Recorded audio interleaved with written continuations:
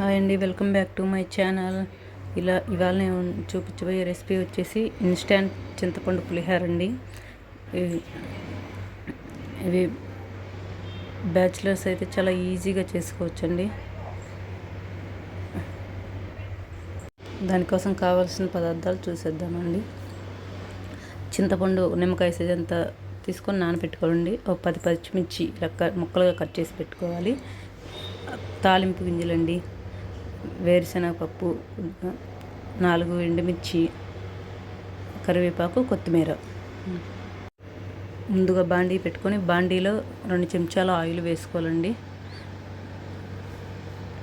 ఎప్పుడు ఒకేలా కాకుండా ఇలా డిఫరెంట్గా చేసుకుంటే చాలా బాగుంటుందండి, వీడియోలో చూపిస్తున్నట్టుగా. సో ఆయిల్ వేడైన తర్వాత తాలింపు గింజలు వేసుకోవాలండి. మినపప్పు, శనగపప్పు, ఆవాలు, జీలకర్ర అండి మొత్తం కలిపేసి వేసుకుంటున్నాను. బాగా ఫ్రై చేసుకోవాలండి వాటిని వీడియోలో చూపిస్తున్నట్లుగా.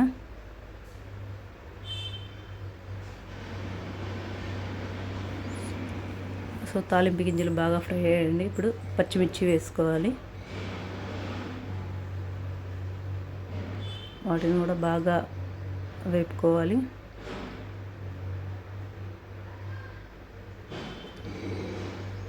చూసారా, పచ్చిమిర్చి బాగా వేగాయి. ఇప్పుడు వేరుశనగపప్పు వేసుకోవాలండి.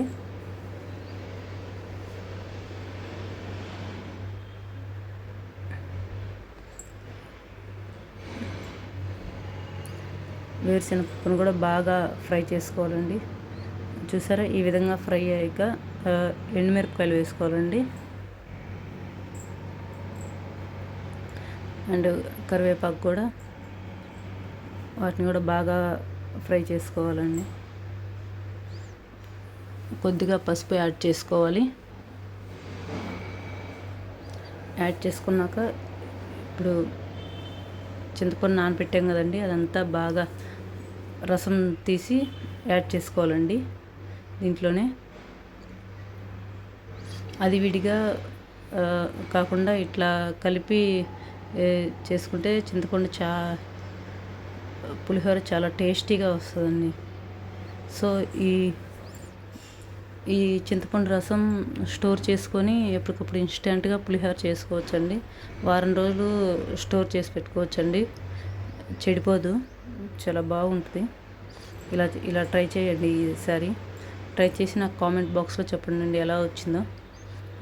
సో స్టవ్ ఆఫ్ చేసుకొని లాస్ట్గా కొద్దిగా సాల్ట్ యాడ్ చేసుకోండి. సాల్ట్ యాడ్ చేసుకొని కలుపుకోండి. ఇలా చేస్తే పులిహోర చాలా టేస్టీగా వస్తుంది. సో చింతపండు రసాన్ని తీసుకెళ్ళి అన్నంలో వేసుకోవాలండి, వీడియోలో చూపిస్తున్నట్లుగా వేసేసుకొని బాగా కలుపుకోవాలండి.